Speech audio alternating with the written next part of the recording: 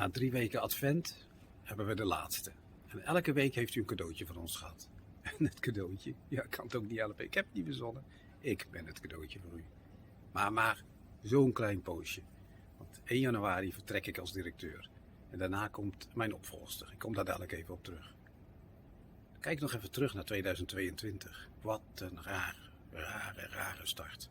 Corona, theater open, theater dicht, theater open, theater half dicht. En toen ging die dan toch open, echt open.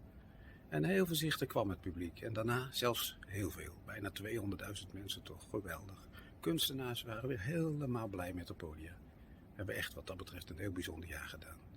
Het is nog niet afgelopen, want in deze kerstweek hebben we toch nog een paar echte kerstvoorstellingen. Rapunzel, wat te zeggen van de Notenkraker. En als klap op de vuurpijl, een hele week lang, die fantastische Charlie the Chocolate Factory. Wat een verbeelding, wat een schoonheid, verwondering. Beetje gek ook, heerlijk. Echt de moeite waard. En dan geef ik de sleutel aan Janine. Janine Dijkmeijer, de voormalige directeur van het Nederlands Danstheater, stapte in het bootje en gaat mijn sleutels overnemen. Ik ben apetrots dat de Raad van Commissarissen een algemeen directeur heeft gezocht met een artistiek profiel. En dat heeft ze.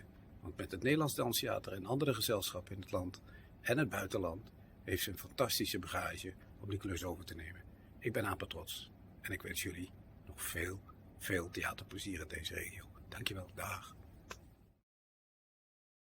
Fijne feestdagen en gelukkig nieuwjaar. Doei!